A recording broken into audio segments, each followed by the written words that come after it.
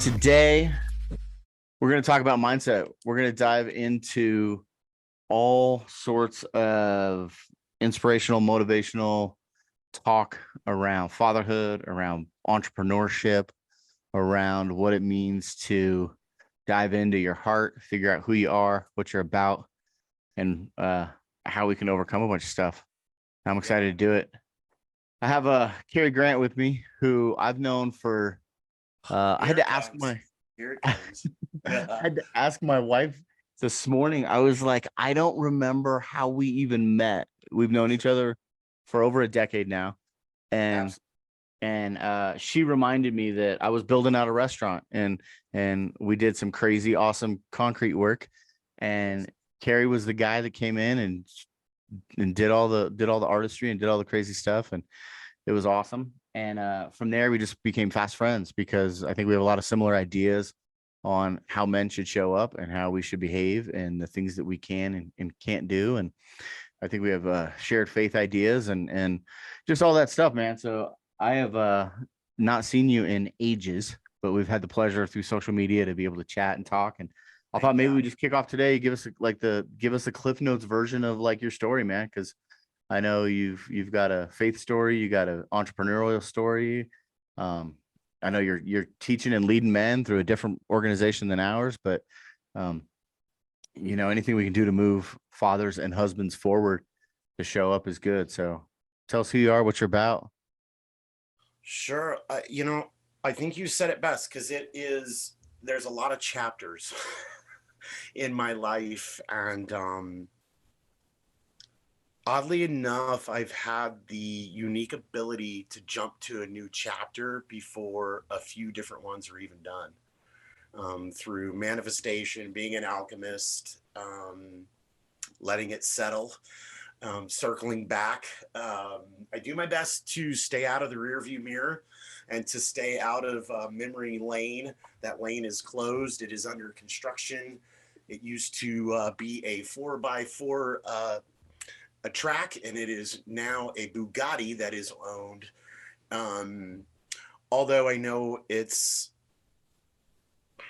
wow, the word imperative came up. So I had an unbelievably tumultuous childhood. I was raised, I like to equate it to a cell phone. So a cell phone comes with a core iOS system. And then, every 4 or 5 months, we have an opportunity to update the phone to make it operate better. Yet, when was the last time as men, as humans, that we stopped to check out our operating system Mm, to improve it? that's good. Yet I like it. without thought, oh man, that $1,500 computer in my pocket, man, let's get better selfies. So through the process of continuing to update my core iOS system, life has drastically changed from the core. What I like to say about the core is I was programmed to be a low class, white trash, piece of shit, trailer trash, illiterate, and you're never going to amount to anything just like the rest of us. And so I went about subconsciously needing to prove that right. So sabotaging opportunities to learn, sabotaging jobs that could have um, got me to financial freedom, in my 20s and my 30s, you know what I mean? So it's just subconsciously not connecting to what I like to refer to, as many refer to as, the study of universal truth, right? So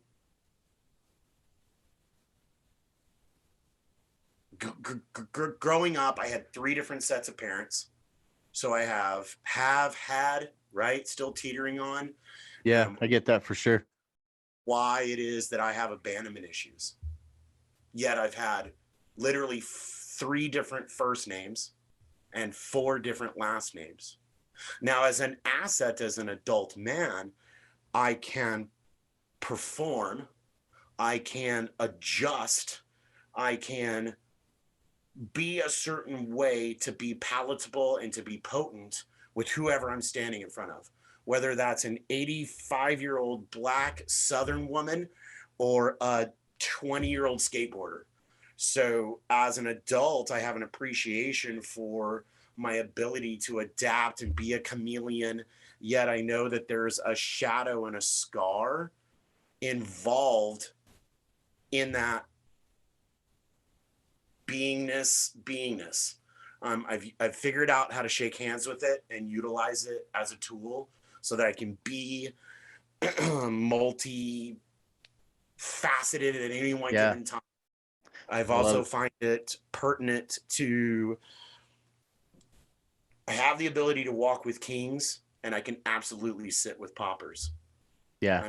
I'm groovy either way. I can handle it. I think that's part of the reason why you and I connect so much, because there's so many things that you've shared that are part of my story as well, right? Like, my dad was married 3 times.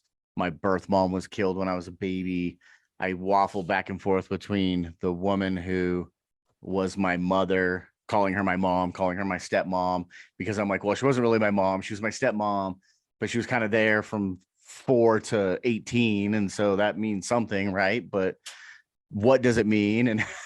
And how does all that play into, and, you know, I mean, by the time I met you, I was sober, but certainly did everything I could to implode my marriage and all of those things, right?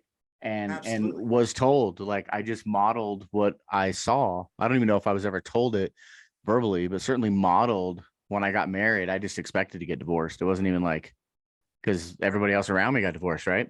Right. So, and I love what you said. The thing that I want to kind of tap into, if we can, is, you know, you said, you know, that memory lane. Wow, if I could talk, that's a hard word to say. Memory lane is closed, right? Yeah. I had a conversation with someone today that they reached out trying to unpack some things. They were reflecting on, had I done this wrong? Have I done this the right way? Have I done it the wrong way? Is my focus in the wrong area? And I said, you know, the fact that you're asking the questions is all that matters, because who knows if it's right, wrong, if it's good, bad. The fact that you're reflecting on where you are and where you want to be, for me, is enough, because you're looking forward, right? You're thinking about, how do I continue to go where I want to go? And so I'm curious, how did you get to a place where you were able to go, you know what, I just need to keep looking forward. I just need to keep moving in that direction, without dwelling on the past? Because I know I've got abandonment issues. I had, for the longest time, I had forgiveness issues, and not anybody else. I could forgive anybody. I couldn't forgive myself. Sure. And that was what was holding me back. So I'm curious, what was that process like for you? Or is there a watershed moment that helped you move forward? If you don't mind, I want to pause that one for just a second and unpack what was said to your friend. Yeah. So in my world, what I think about is, I'm grateful to be a man that isn't numb, that I am seeing there is a question to ask. 100%. Most men will go to the bar at 4:30 on Friday. How you doing, Bob? I'm good, Jim. How are you? I'm good. How's the Broncos? Yep. And then they go about the weekend doing what they have to do to go back to Monday to slave away. But to be a part of men's consciousness where there is work to do, there's always work to do until I'm 6 feet under. It's the notice and being grateful for the notice, as long as it's coupled with action. Man, I'm just trying to figure this out. And I was like, well, that's good. And you won't ever figure it out, because whenever you figure this piece out, there's another piece to figure out, right? It's that constant asking the question of, how do I improve this? How do I refine? Okay, so I got to this stage. Great. Okay, how do you sharpen that edge to get to the next edge? And I think the hard part for a lot of men is finding that balance of being able to do that, because we don't offer ourselves a lot of grace, and we don't get a lot of grace from others, right? Like, it's so hard for us to admit our mistakes, because then we end up in a place where we are that screw up that we were told we were going to be. We are, right? And it can be absolutely debilitating. Yeah. Yeah. Especially if you don't have a support network, if you don't have a partner, whether it's a spouse or a brotherhood or whatever, if you don't have a support network that's going to allow you to sit in that pain and walk through that with you without, I guess, without either judging you or without, whatever that may be. Like I woke up the other night with in this crazy bad dream. And I mean, I snapped up awake and was trembling. And my wife was just like, "Are you good? What's up? Come here. I got you." Didn't push, didn't question, didn't think about me being less of a husband or less of a man. And the next day, it was actually like 2 days later where I said, "Hey, can we talk about this now that I've had time to process? Can I share with you what I was experiencing?" And she was like, "Yeah, let's have it. Let's get into it." And I think so many men are afraid to even walk down that road because they don't have that space, like you said. I can absolutely agree. And I believe that me personally, some of my strongest growth, I've been alone. However, I brought diligence and vigor and veracity for a certain amount of time for the habit to change. And sometimes without accountability, sometimes without having someone to be in the foxhole with me. So, as much as I believe that it's a nitrous shot, I believe with the right tools and techniques applied, a man could do it on his own. It just would be a lot harder. Sure. Right?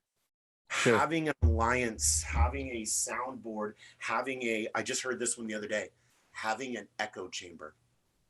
Mm. Yeah.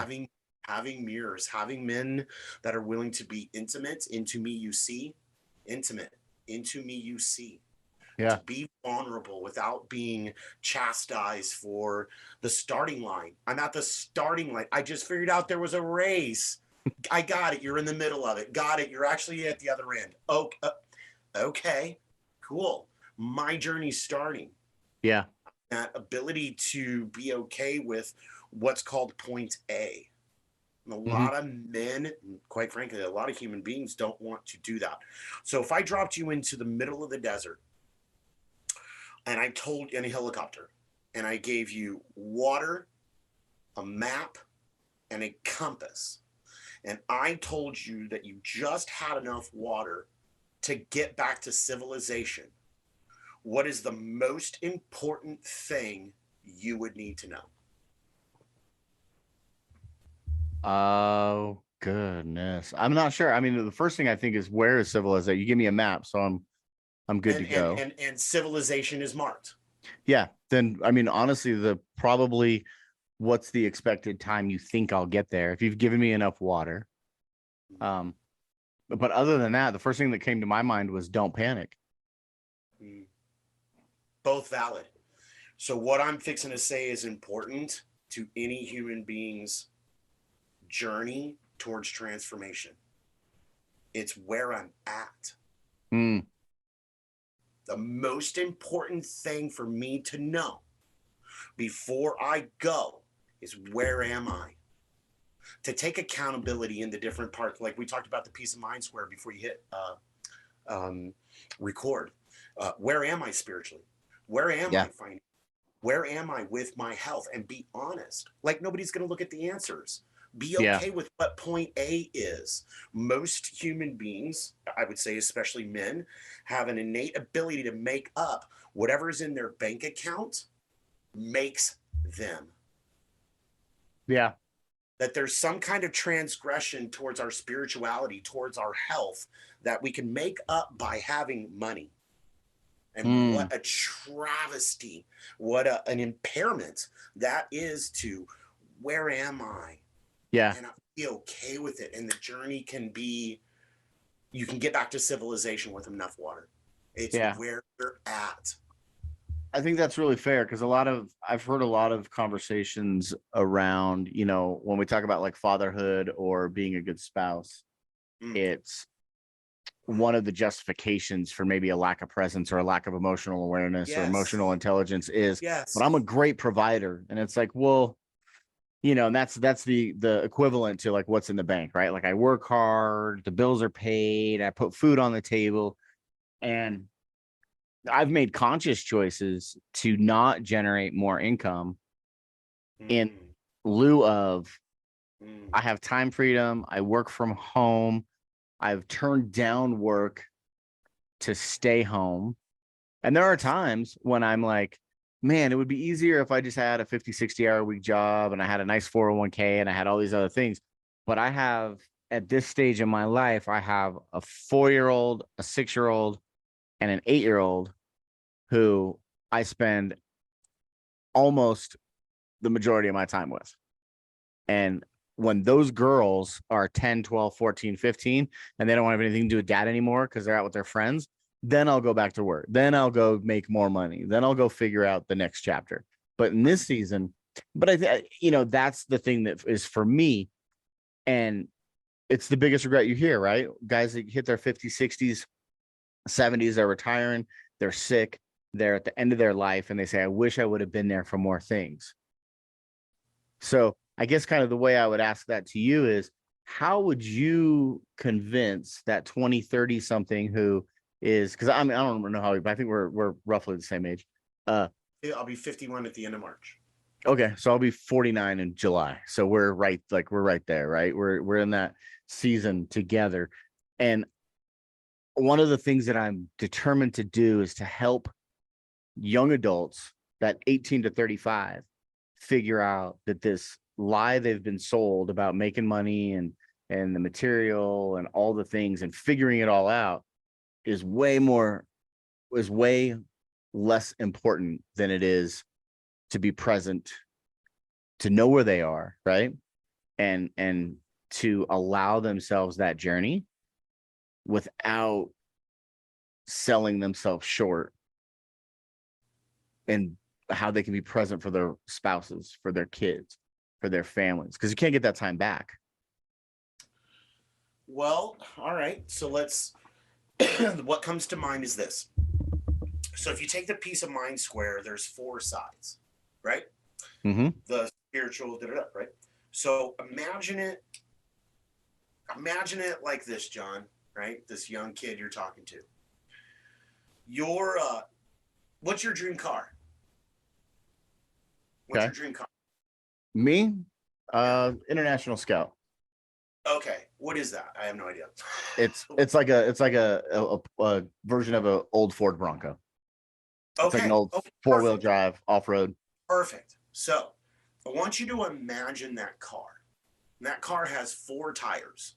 Now, I want you to imagine one of those tires is a low profile 100-spoke Dayton from a lowrider car, right? And then Mm-hmm. one of them is a monster truck tire, and one of them is a Prius tire, and then the last one is let's just say the last one's flat.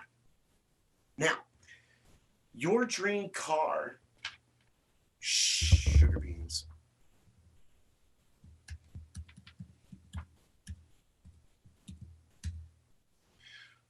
Did I go away there? My computer No, blacked you're out. good.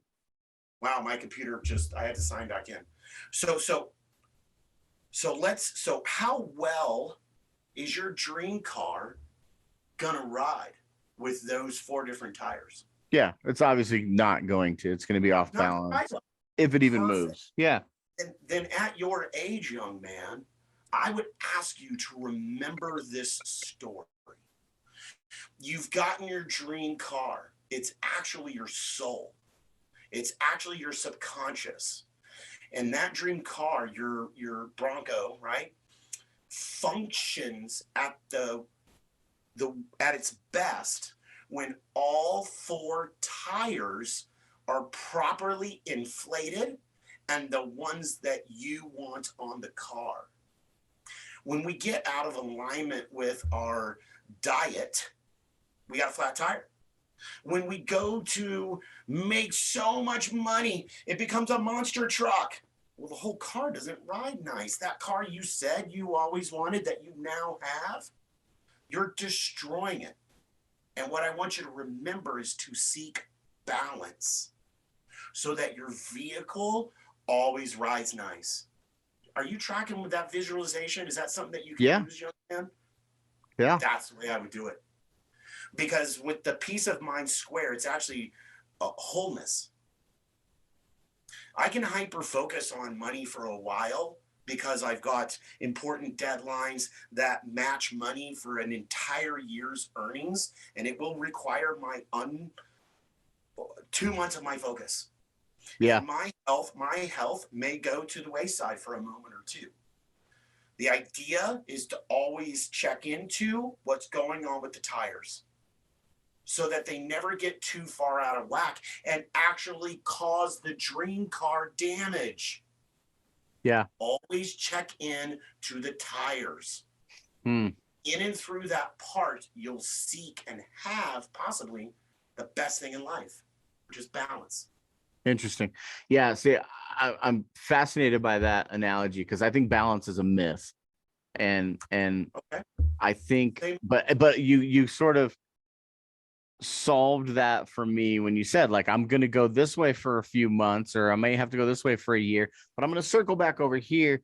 And so for me, that's the thing. Because when people hear balance, my experience has been that they expect there to be fairness. There's X amount of hours at work, X amount of hours at home, X amount of hours at and it's like, that's not how it works. You're gonna have to, the pendulum sort of swings around, right?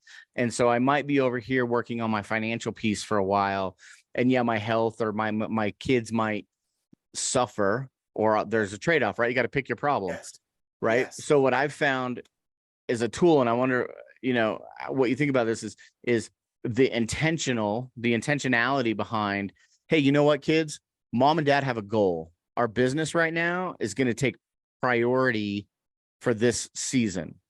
You're still our number one, and we will always be here for you. And I got to go work on this a little bit more. So I might miss a soccer game. I might miss a thing, but I'm there with you. I'm going to go work here. And setting that expectation for them, and then coming back and going, okay, now we're with you guys. We've solved this piece. We've inflated this tire to the proper PSI. Now we're going to pour into you. And so for them, it becomes like this equal parts communication, action, understanding, and including everybody in that. Because I think when we talk about balance, people think of the scales of justice. Everything's equal, everything's fair. And it's like, big picture, yes. But this week, maybe it's not in balance. Maybe it's not. You know what I'm saying? I seek balance every day. Interesting. And I usually achieve it. Okay. And I am ferociously going after public speaking, corporate training. However, I'm reading every day, which I call is my spiritual. I meditate. I spend time with my son and my wife. I go to the gym. I eat properly. So that's all 4 sides daily. Daily. I seek it every day. I don't have it every day. Right. But I have an awareness of what I want. Yeah. I don't need it. I want it. Need implies broken.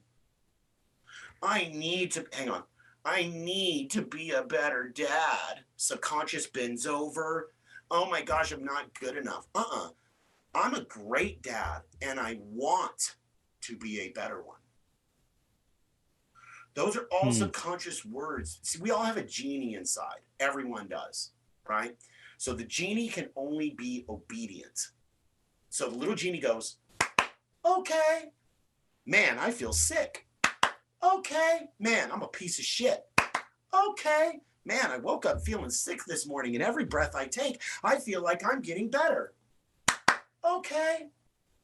I'm never going to get a promotion. I'm always going to be a piece of shit. I'm always going to be short. I'm always going to be black. I'm always going to have little tits, big tits. I'm always going to be Mexican. Whatever the shit goes on around that programming, the subconscious can only be obedient. The I am statement, it's in the Bible. Be still and know that I am.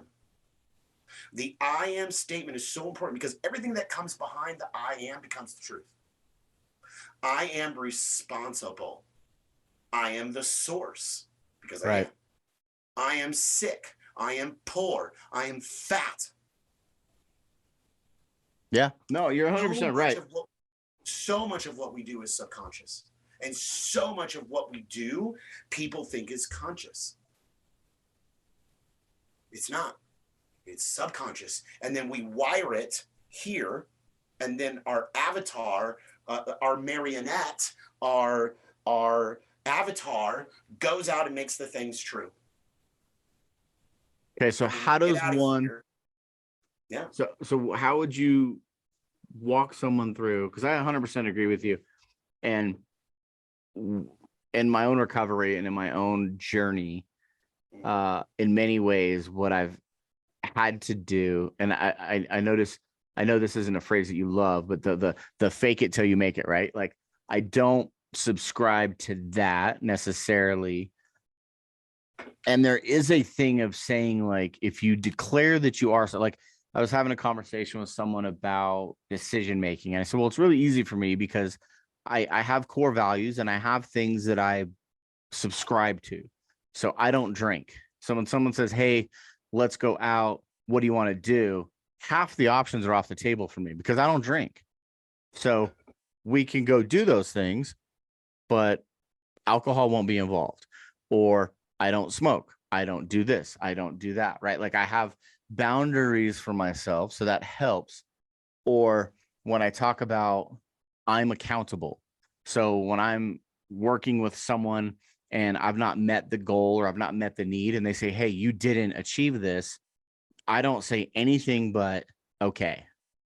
Because there's no excuse, there's no justification, there might be factors that played into me not getting done what needed to be done, but that's irrelevant to the person pointing that out to me because I'm responsible for the task I'm responsible to my wife for showing up the way she needs me to show Yes. up or she wants me to show up. Yes. So if I don't get to say, well, I didn't show up that way, honey, because the kids needed this. No, you're right. I didn't show up. It becomes responsible on me. So the mindset for me is that I'm accountable. When you do the kind, because part of your work is consulting and helping and leading these men's retreats and leading these sort of programs where you're guiding people through figuring out how to deal with their stuff and figuring out how to take accountability and navigating into like a higher version of themselves. I'm curious how you help them into that space of two things really. One is getting into that space of accountability and holding on to taking ownership of their actions, and two, bringing down the walls so that they're not defensive, right? Like being open to those check-ins, because a lot of times those check-ins, and I think why people don't do them is because they're hard. You got to go, well, I'm not hitting the mark. And rather than just seeing it as data, they see it as some sort of a judgment. So can you give us some kind of actionable tools or some thoughts that you have on like, is there a mindset shift? Is it just as simple as like, look, man, this is the reality. We can dance around it or not, but like, what's that process like for you in helping someone else overcome that inability to take ownership? Agreed. So it's situational. Yep. Okay. Sometimes I'm in a class that someone has paid $600, or they've paid 5,000, or they've taken the 5,000. Now they're in another 5,000, meaning they've spent $10,000 for me to be a certain way with them. Mm-hmm. Now, let's just say that it's a friend.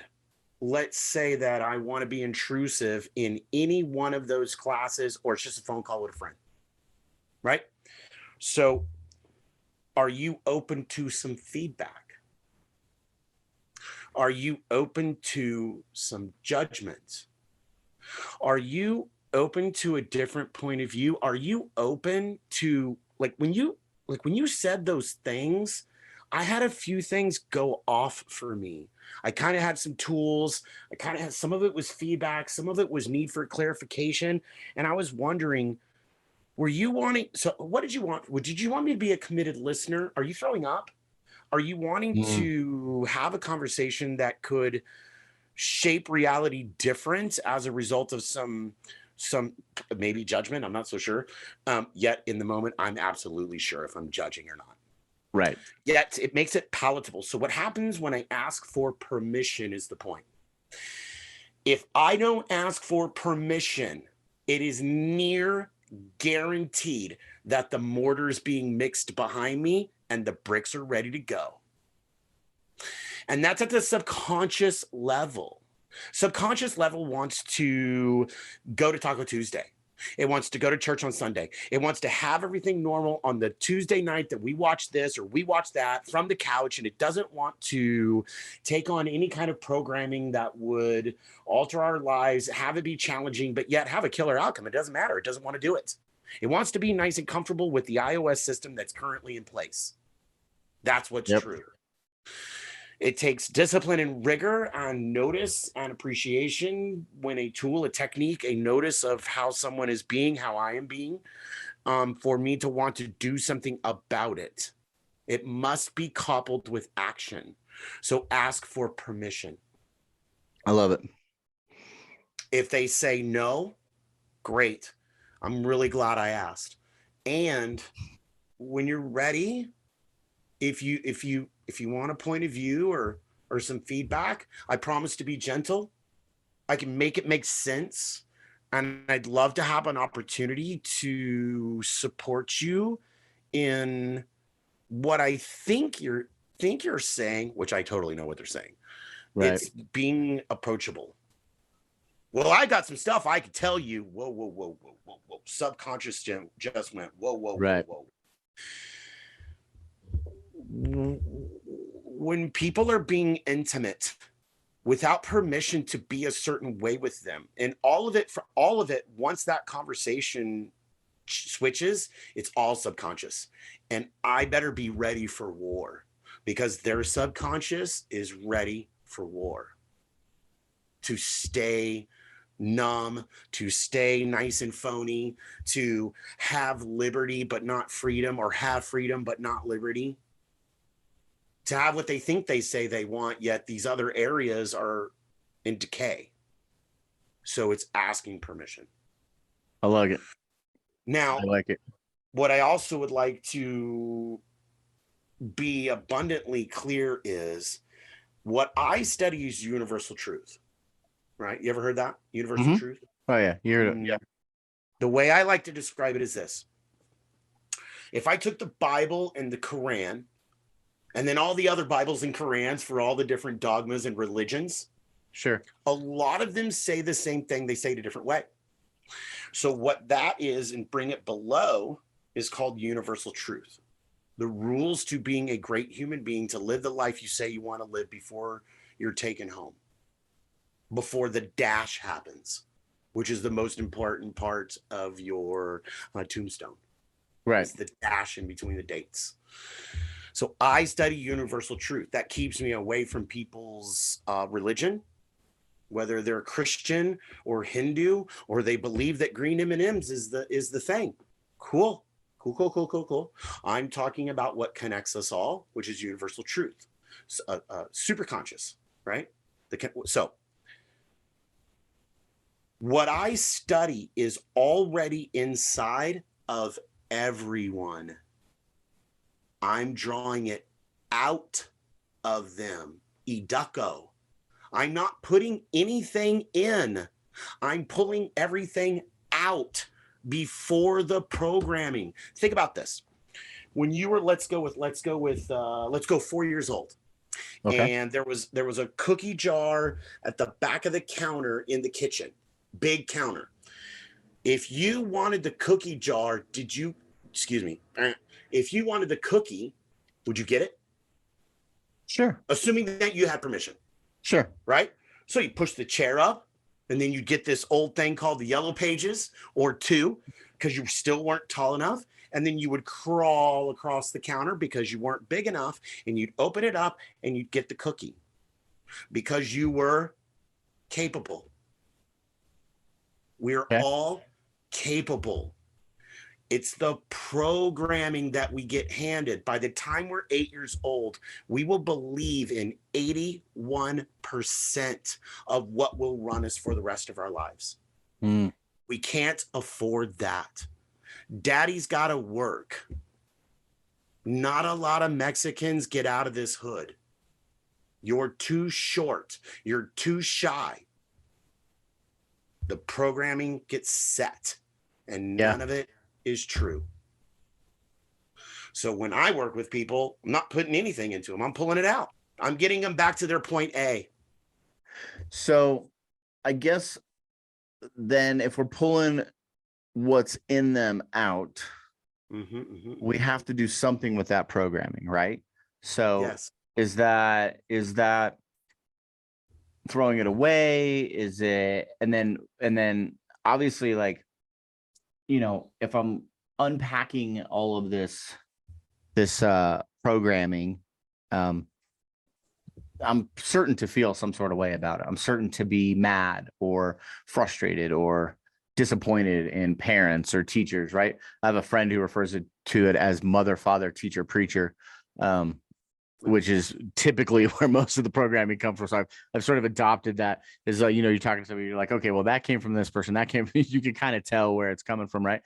But I guess the next sort of piece of that evolution becomes, for me, the question of what do I do with that programming, and or how do I navigate what that programming maybe makes me feel, right? Because now I've got like all this stuff to deal with, and most people don't have the ability, and I don't know if it would be healthy if they did, to just put it all aside and leave it at the side of the road, right? Leave it on memory lane, which I still can't say in one shot. So what do we do with all that? Lot to unpack there. Yeah. So a big tool is nothing in life has any inherited significance. We actually assign it. We make it good or bad. And it's not good or bad. It's an event. So let's say it's trauma. Let's say, oh my gosh, I've screwed up my relationship. Oh my gosh, what am I going to do? I've freaking screwed it up. Right? So, okay, cool. Got it. So how do you want it to be? So go to the end and track your way back. How would you need to be? What would you need to do to get the perfect end result that is created in your mind? And all that time, it's making a handshake with what was while dragging it to what will be, if you have to. So, like, for me, I'm supposedly ADHD, and some people look at that as a hindrance. And for me, I utilize it. I'm actually thankful. I make a handshake with it. What's done is done. We all got locked in the glove compartment at some point. Got it. Now what? And having enough, I'm really wanting a different word in my life, but discipline and rigor to stay focused, stay vigilant, stay gentle, stay aware. Is that true anymore? No. Am I heading the right direction? Yes. Baby steps to greatness. Remember the movie What About Bob? Bill Murray? I remember it as a movie. I don't think I've seen it.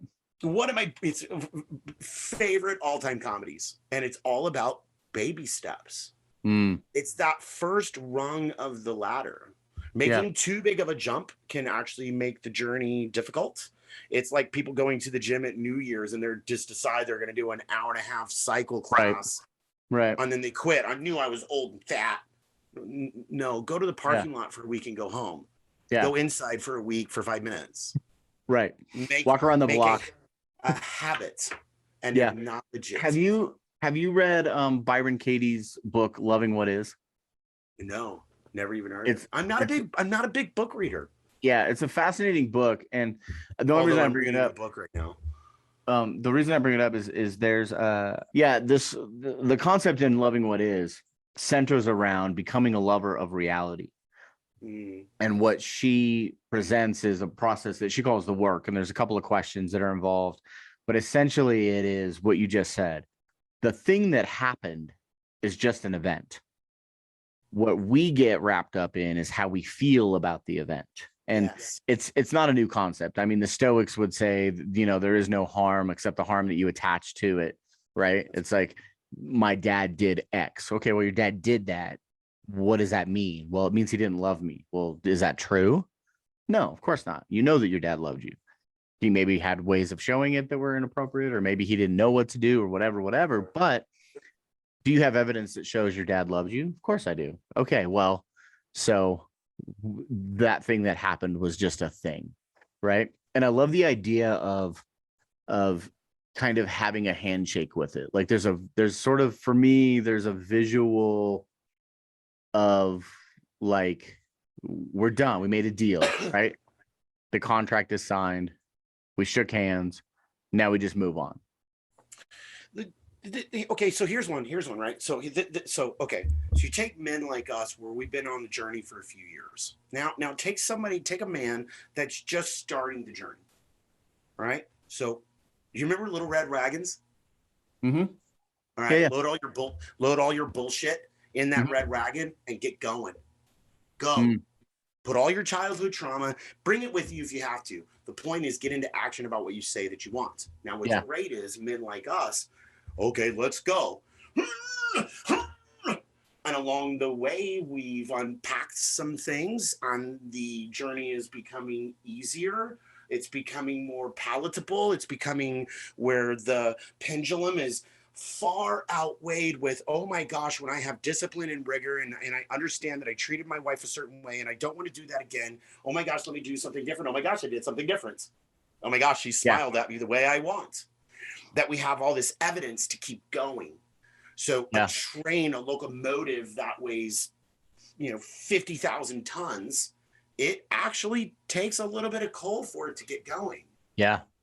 Right? And it's properly fueling it, not over fueling it. Now you put the smoke out.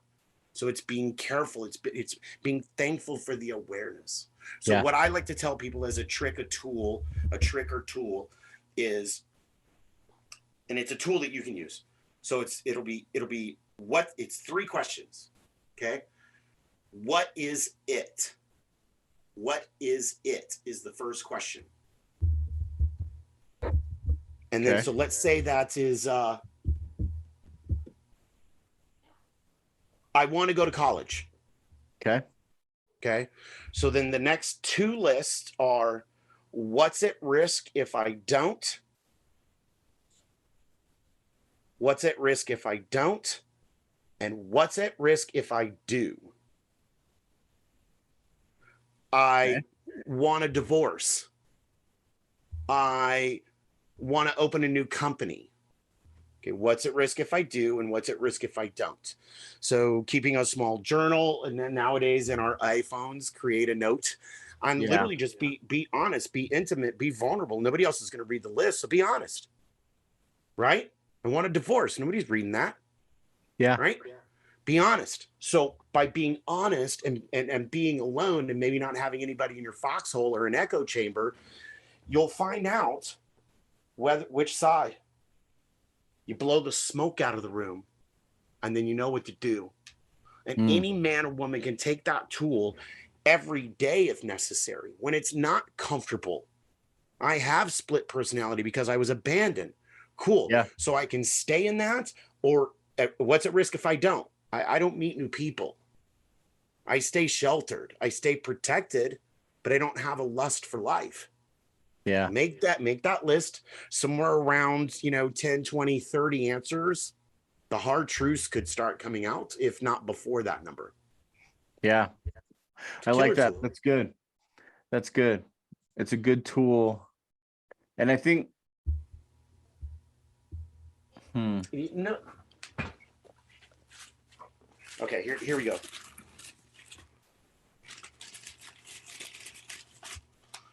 No man sets aside his old ways to seek new until he personally feels the need for it. This is why the great teachers urge men to see the awful condition that they are actually in, rather than living by pretty words and non-existent ideals. Talking about love and peace when neither love or peace is in their hearts is a cunning and destructive evasion of the facts.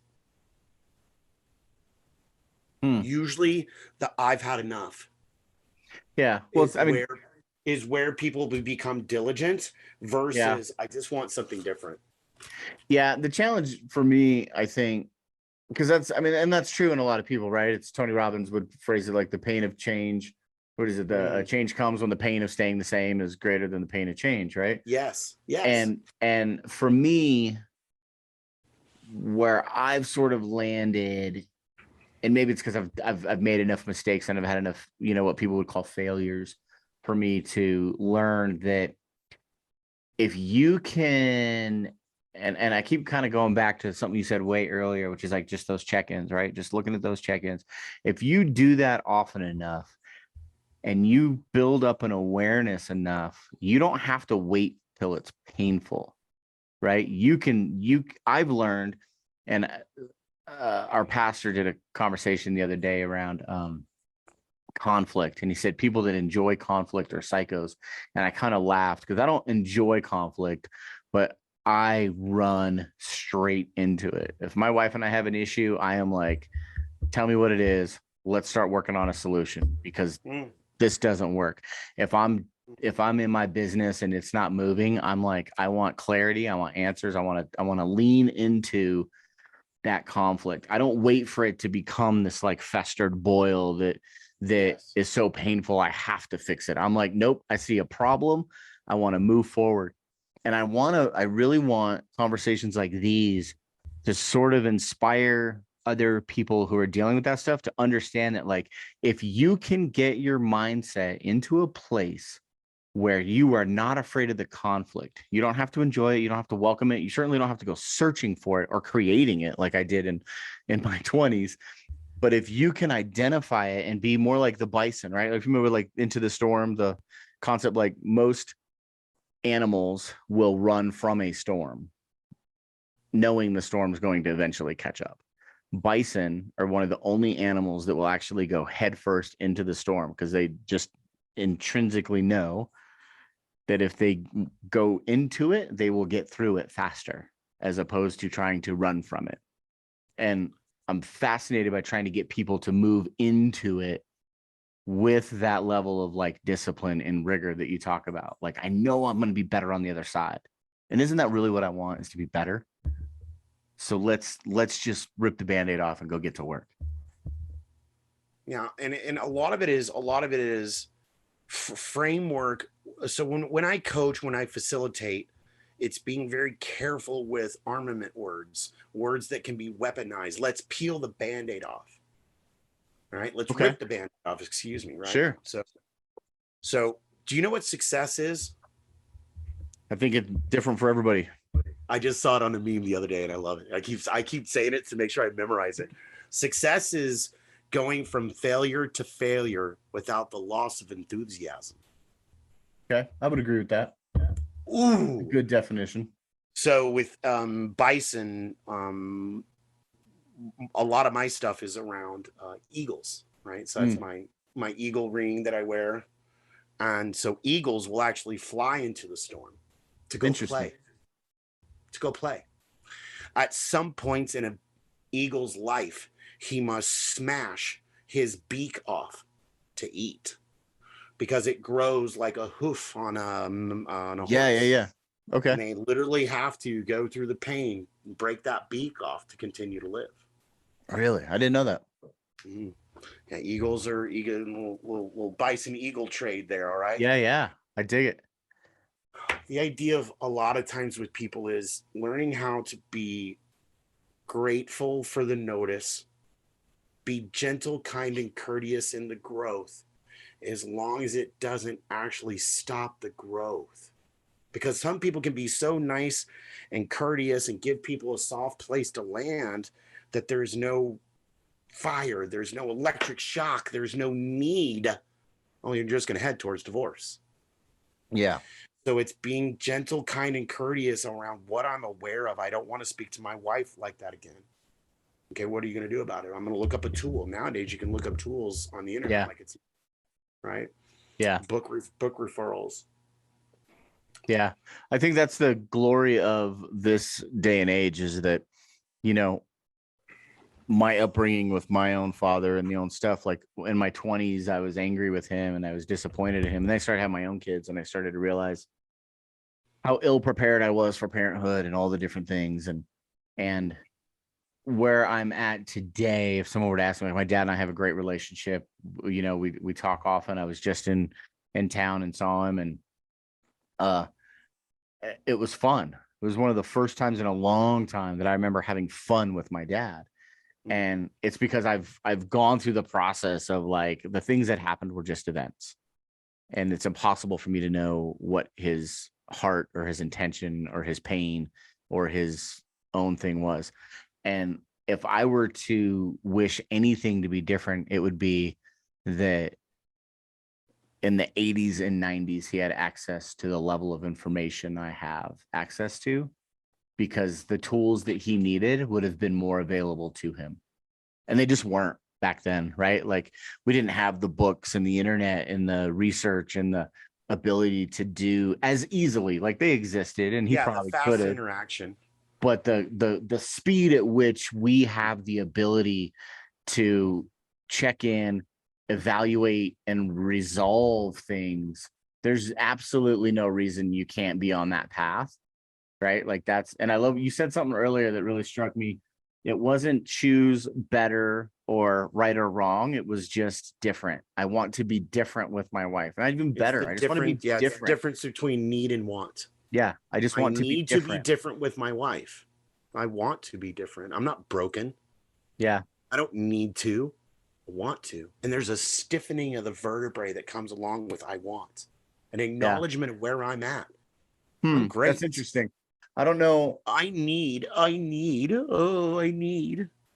want. It's a stiffening, a galvanizing of the spine. Right? Yeah, I don't know. That's interesting. That's the first time I've ever really need and want. It's massive. Massive tool. I don't feel a stiffening with I want. I want all sorts of things. And what I need is very minimal. You know what's crazy? That's like the fight or flight to me. Like when I think of that, I think of like right.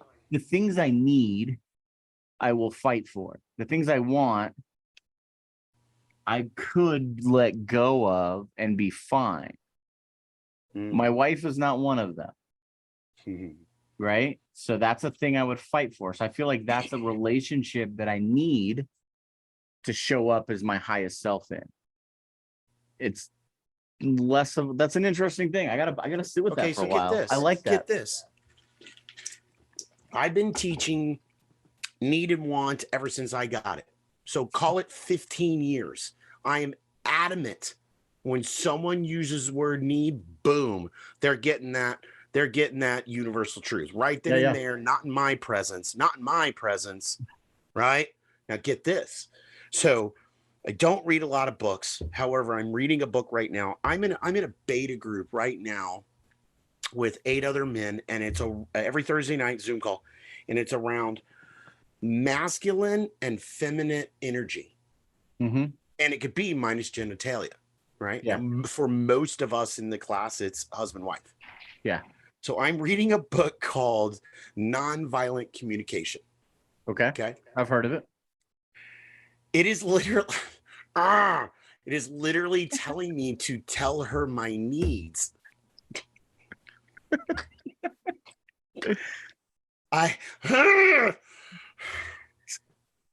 Now here's what's crazy. I'm utilizing it. I'm surrendering. I'm being malleable. Yeah, right. It's good. And it's fucking working. It is driving me nuts, man. Yeah, I love it. It's driving me nuts. I love it. Yeah, there's yeah. No, I mean it's great because it's it goes back to it's the onion checking in, layers, you know? but it's going back to the checking in, right? It's you being able to go, okay, here's somebody, because I'm assuming whoever recommended this to you or put you in this group, you trust, you respect. Absolutely. And Absolutely. and so you dive into that, right? Because there has to be that trust buildup, right? And they probably in some way, whether it was directly or indirectly, asked your permission to lean into you, right? You've surrendered to them enough times that when they say, hey, read this book or join this thing, you're like, okay, I'm in. And this is what I think all of us, man, woman, child, needs to embrace. Preachers, is teachers. right, preachers, teachers, needs to embrace is we know something to be true until we don't, right? And one of the worst things we could ever do is say that I'm not teachable, right? Like I think that's the beginning of the end for anybody. So like mad respect to you to have been teaching this concept for 15 years and then to be shown a different way, right? And in some ways maybe it's semantics, but I think words have meaning. So some people might say, oh well, it's just this, that, or the other, but Lazy people. I think words have weight and they have meaning. They do. And so like I fully understand where you're at in that, because I don't have a point of view on it at this point in time. But I have been in other places with other things where my point of view has been challenged and I've chosen to surrender. I've chosen to be open, and I've learned from that experience and went, man, I had it wrong. Yeah, or I didn't quite have it right. Maybe it wasn't wrong, but I didn't quite have it right. Sure. It's the onion layer. Yeah. And 10 years from now, you'll get a new layer. I'm sorry. I find myself to be one of the best self-cleaning ovens I've ever met. I also find myself to be one of the clearest communicators that I have ever met. You know what I'm going through right now, brother? I am figuring out that I learned tools to be more powerful, to be more palatable, to be more potent, to be more of contribution, to make my time count when I'm being of service to another human being. I've learned the tools, but I didn't heal the wound. So I'm not actually being it. I'm just utilizing some tool to, and I'm not saying it's wrong, but it's kind of like that bringing along the red wagon. I've got a big feeling I'm fixing to do some unpacking of some very tightly put away stuff with my mom. So you think that those tools have been masking symptoms? I do. And not really getting down to the root cause or giving you the space to really. I do. Interesting. So that's good. Say it a different way. When I started, I did 3-year study on being approachable, because I have a lot of stand back until you know who I think I am.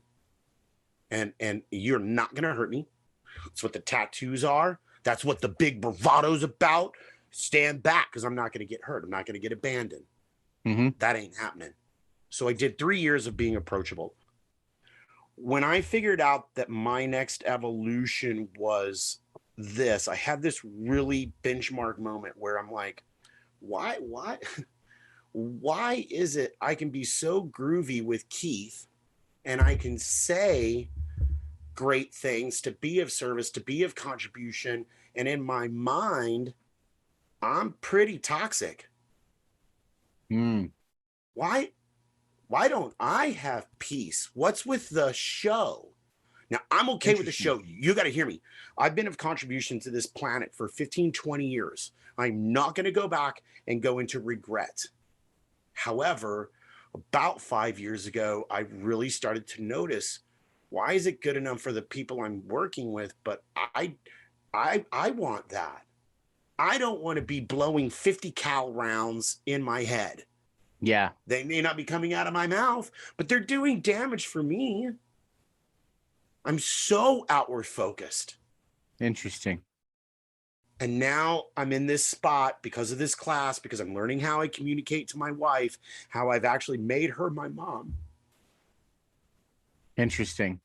I've trained her subconsciously to treat me the way my mom treated me so that I can keep that pain going.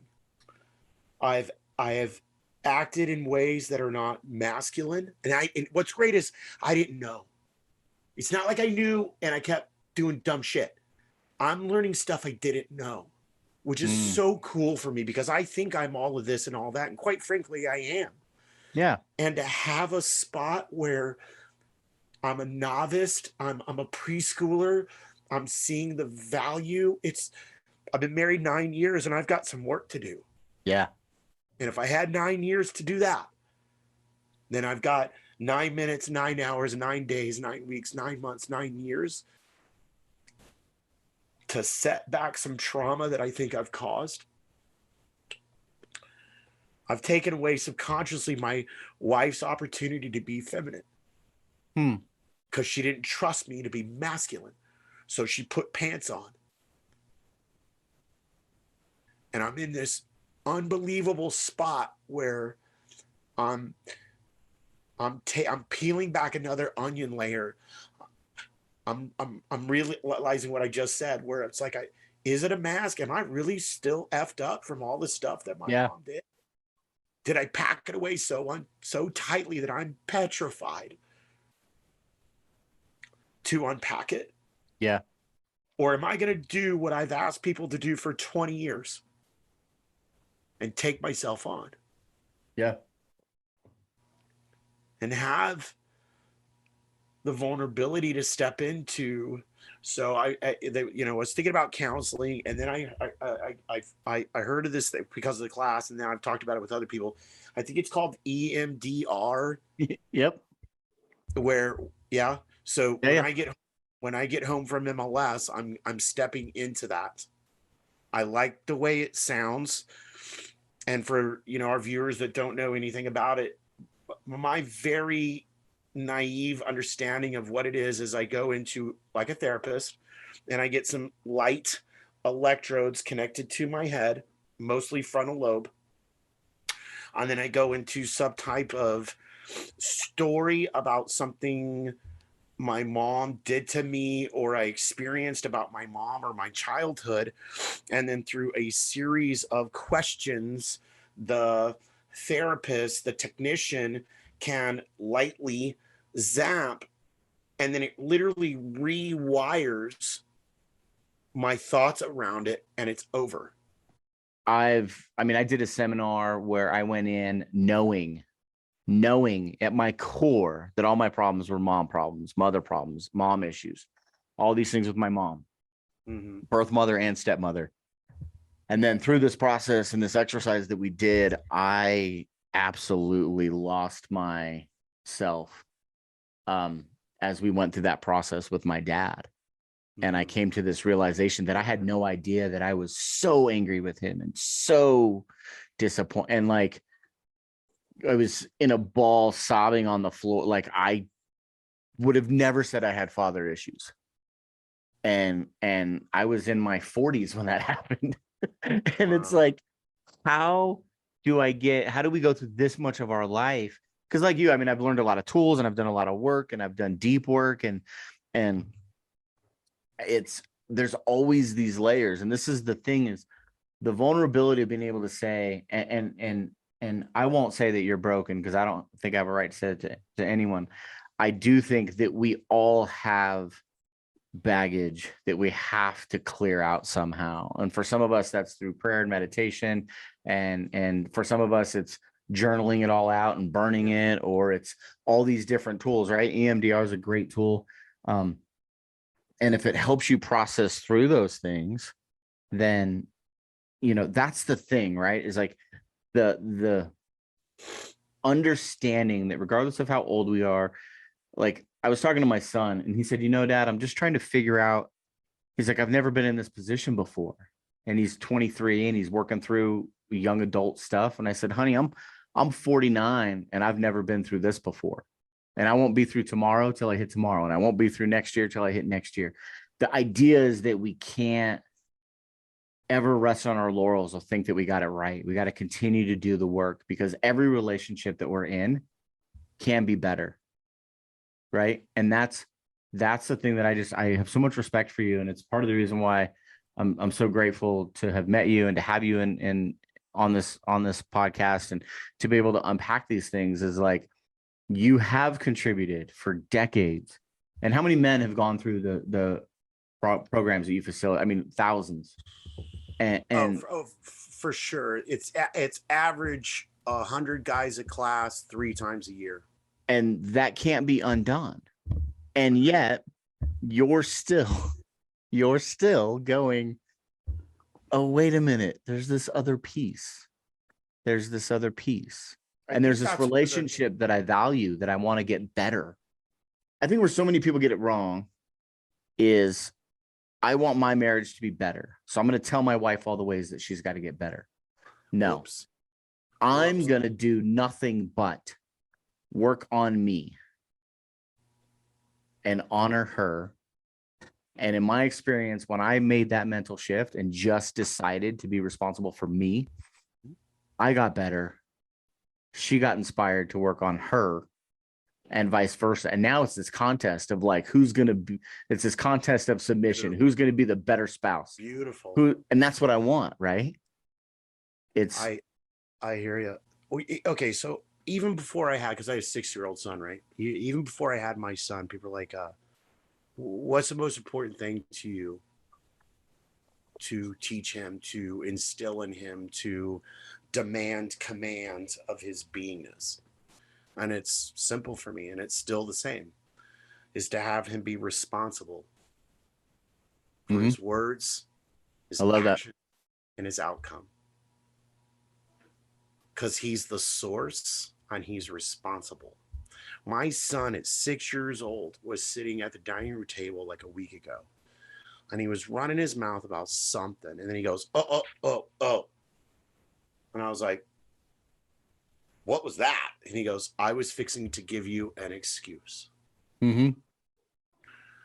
My want is to play chess with my son so that he plays chess as an adult. Checkers is a lot of fun. It's a lot of fun. And I want him to be a child.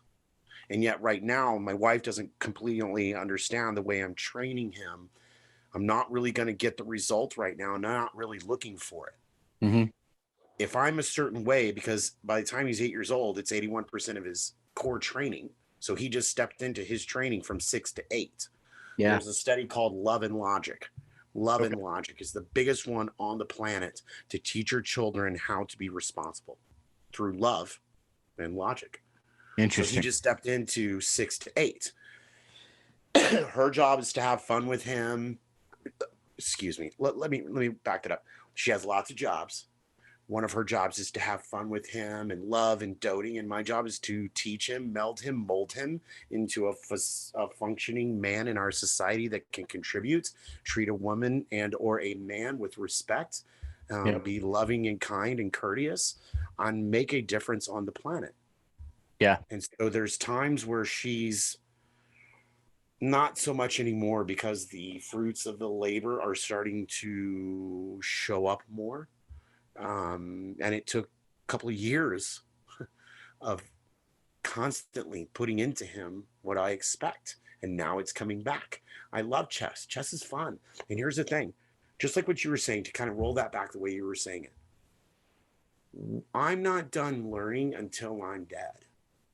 Once I surrender to that, my life becomes so much more manageable, because I can just stop the beat up, the preconception note, the thing that I think I know that I know that I know that I know. Well, do I? And always being open to and always being malleable to something new and or different to have a better life until I die, period. So it becomes, when I start to have enough evidence of this is the way my life could be, and I'll remind you, I was a drug addict sleeping in somebody else's car, a loaded gun. You know what I mean? So I've got a lot of evidence to keep going. It's the little engine that could. It's the want and the desire to actually do something different and get into application, get into action, get some people into your echo chamber, find someone that you can talk to intimately, contact one of us, you know, Yeah. put somebody in the same state. Take that time to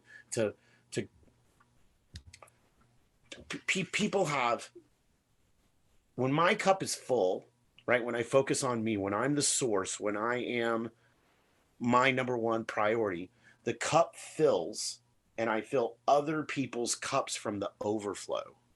When I am responsible for filling my cup and learning and growing and becoming something different, what I learn, grow, and do something different overflows into my wife, into my finances, because I'm learning about finances. Hmm. I've learned a lot about finances in the last few years. The different, so it's that overflow. Yeah. Always contributing. What are we contributing? We're always contributing. What are we contributing? Yeah. That's great. Good. I just think that's a really great place to bring this to a close, right? Like, what are we contributing? I mean, there's a theme running through this whole thing of, doing the work over a lifetime, not just, it's not one and done. And it's not easy.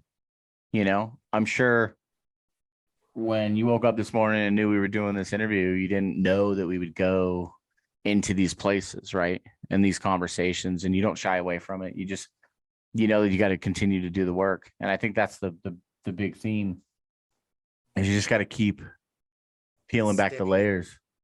Staying in the work.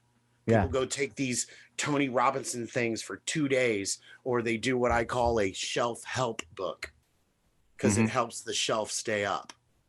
Yeah. It's through action and kind and courteous growth. Hey, I did that. I don't want to do it again. Okay, then write a note, put them on your mirror, talk to somebody, put a note in your phone that goes off every 30 minutes. I love my wife. I love myself.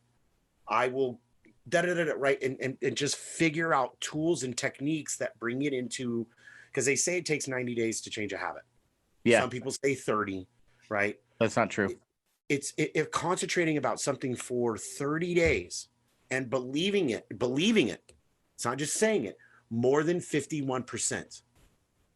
Did you know that? 49% is failure. 51%, I'm going to have more money in my life. Now, you'd want to score it around 80, 90 to actually get to it. But if you don't believe it more than 51% of what you're thinking and what your actions are, it's impossible to have. So you can't just say it. Everybody's like, well, I've been saying I want to be wealthy for 5 years. Okay, well, based on your actions, because you're driving a stupid, ridiculously car, a stupid, ridiculous phone, a computer, clothing, and you don't have a whole life insurance. You don't have a rental property. You're too busy looking good now for when it comes time when your bones are tired. You're going to have wished you didn't look so good then. Yeah. And that you put something away that could mature. Yeah. So the actions didn't match the music. The lyrics didn't match the music. Yeah. Right. So I did think of something that I think would be cool to end on. And it's a tool that anybody can use. Yeah, let's do it. So you're doing so you're setting out on a journey because you notice something about what you're doing. Excuse me, what I'm doing. So it's an acronym. It's something that I was taught. So most men don't know what their anchors or their pillars are. If something goes down, where do I stand? And emphatically know what those are. Okay. So mine is an acronym, Richer, RICHR. When I come from my anchors or my pillars, I have a richer life. And that would be respect, integrity, commitment, honesty, and responsibility. Richer. So I want to have a richer experience here right now. Okay, so coming to a close. Okay, so what I'm fixing to say is important because it's a visualization that you'll never forget. Let's see, what would be a good one? My son comes home and tells me that he is going to move to a nudist colony. Let's say that he's 18, 19 years old, right? Not 6. I'm going to move to a nudist colony, and there's an insurmountable amount of alcohol and natural drugs and orgies, right? Okay. That's what my kid says to me. Okay, so internally, I may lose my shit because that is a lot of information to take in real quick. Yeah. So it's a boat. It's a boat out in the deep ocean. A boat in the deep ocean. The waves are doing this. The storm, the rain, the wind, the blistering things are rolling around on deck. That's about what's happening with my son, correct? Mm-hmm. Okay. Right. It is. I'll tell you, it is. Yeah. So yeah, I'm with you. what's the job of an anchor? Gets dropped over. It's 100 foot underneath the water. I'll remind you, it's deep ocean. What happens 100 feet under the water? It starts to get quiet. Okay. It starts to get calmer. Yet the boat is still going crazy up here. All of the winds and all of the natural drugs and all the alcohol. And I'm going to leave, and we don't have cell phones. We're never going to call you again. My wife is freaking, and all this is going out. The anchor goes down another 100 feet. What happens? Okay, it gets quieter. It starts to get even calmer. It starts to get even quieter. Yet the boat is still doing the thing. Okay. Mm-hmm. Boom, boom, boom, boom, boom. It hits the ground. It's now anchored. At that moment, I can check into my anchors, my pillars. Do I have respect for what my son just said to me? Mm-hmm. I do. Am I committed? Am I integrous? Am I being responsible? So that way I know if I'm not currently being one of those anchors, I know what to go back up the chain with. It's a very fast point A. What am I currently not doing of my anchors? Am I being responsible? I've raised him to be responsible, and he's 18. He's not my responsibility. Yeah. Interesting. Do I respect him? I do. I'm in a lot of judgment, and I'm in a lot of fear, and it's his life. Am I right? So it's going through those 5 words and checking, having a fight with the wife. Am I being committed to her? Am I being responsible? Am I being integrous? No, I'm hiding out my feelings because I don't want to fight. Okay, well, it's one of the most valuable tools. One of the most valuable tools. Yeah, I could see where it would be challenging to implement that when emotions are high, when fear is involved, when all of these unknowns and there's a lack of clarity. So I would imagine that would take some training and some things, and that is the work, right? So well, and that's the thing. If my son literally said that to me, I would say, okay, well, that's a lot for me to process. I'm so thankful that you told me. That's so cool that you've told me your wants for what you're going to do next. And I think you've had some time to think that through and how you're going to tell me. And right now I'm processing an awful lot. Yeah. And I'm wondering if we could kind of pick this up, say 48 hours from now. Yeah. And I want to let you know, but I'm very thankful that you told me. That actually is a lot of feedback to me as a father. And in the moment, I got some stuff going on. Absolutely. And I wouldn't mind 48 hours to kind of, I don't know, unpack that for myself. And well, you need time. I mean, there's time and space, right? Like time is such a great tool. And to go back to your analogy, when you drop that anchor and it's going down 200-300 feet, 400 feet, that takes time. Yes, sir. To connect to those anchors and for you to be able to go, okay, now that we're anchored, let's check in. So I think that's the missing piece is it's the gratitude for the conversation. I saw a meme, or maybe it was, I don't remember what it was, but it said, my daughter sent it to me. She said, I want to raise my sons in a way that when something goes down, they say, let's call dad. He'll know what to do, instead of let's call dad. Let's not call dad because we'll just get in trouble. Right. Ooh, And it's like, that's what I want. I want my kids to be like, we're good. Cause I'm going to give them that. That piece that you said, right? Thank you for sharing that with me. yes, sir. I'm grateful we have the trust. Yes, sir. You've had time. Now I'm gonna take a minute. Or a day or two, right? So good. Sure. So good, man. It's been an absolute honor so to talk rich. to you and to unpack. That is so rich. Yeah. I have a note in my phone where I write down what I call gold. And when we Yeah. hang up, I'm writing that one down. Yeah. I'll find it and send it to you. I'll find it and send it. Beautiful. I love it. It was a great reminder. And I was talking to my second oldest son last night, and we were talking about some of his lacrosse team. And Okay. he said something that really struck me. He's 15. And I said, it seems like there's a lot of single moms, maybe. And he said, yeah. He said, there's a lot of fatherless energy. And I went, oh, what does that mean? Like, and I didn't, but I just said to him, I said, wow. I said, that's interesting. I said, well, I might be hard on you, but at least I'm here. And he said, he gave me one of the best compliments ever. And I don't think he realizes it. But he told me, he said, Dad, you're not hard on me. You have high expectations, and that's good. And it's just, that's it. Like, he's 15, and to be able to recognize the difference between Absolutely expectations and all, like, it's one of the best compliments I've ever gotten as a parent.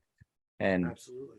That's why we do this work. That's why we continue to move forward. It's why we continue to peel back the layers, because there's no greater responsibility than sending these humans off into the world to hopefully carry the torch and increase the ripple, right?